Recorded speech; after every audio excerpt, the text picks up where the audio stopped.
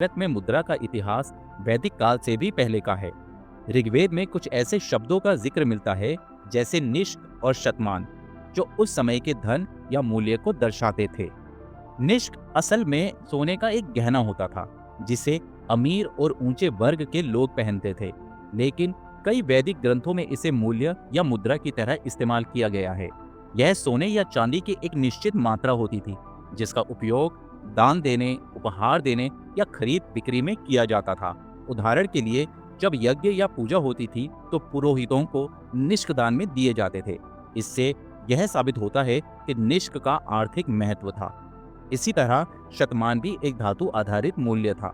माना जाता है कि यह चांदी या तांबे की एक तय मात्रा होती थी। कुछ विशेषज्ञ मानते हैं कि यह वजन मापने की इकाई भी थी जिससे चीजों की कीमत तय की जाती थी। हालांकि उस समय सिक्के नहीं बने थे, लेकिन निष्क और शतमान जैसे शब्दों से यह पता चलता है कि लोग मूल्य और विनिमय यानी कि लेन देन की सोच से परिचित थे। इससे यह साफ होता है कि वैदिक काल में ही लोग धातु को मूल्य के रूप में पहचानते थे और इसका इस्तेमाल करते थे। यही भारत की प्राचीन आर्थिक सोच की शुरुआत थी। निष्क और शतमान को भारत में मुद्रा के शुरुआती रूप में माना जाता है।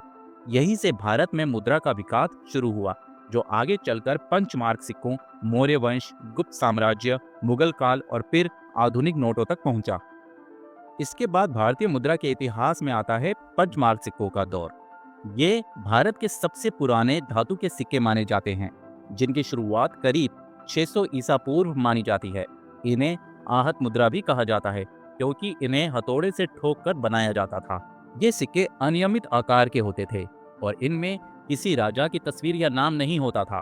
इनके बजाय सूर्य, बैल, वृक्ष, चक्र, हाथी जैसे प्रतीकों को ठोककर उकेरा जाता था।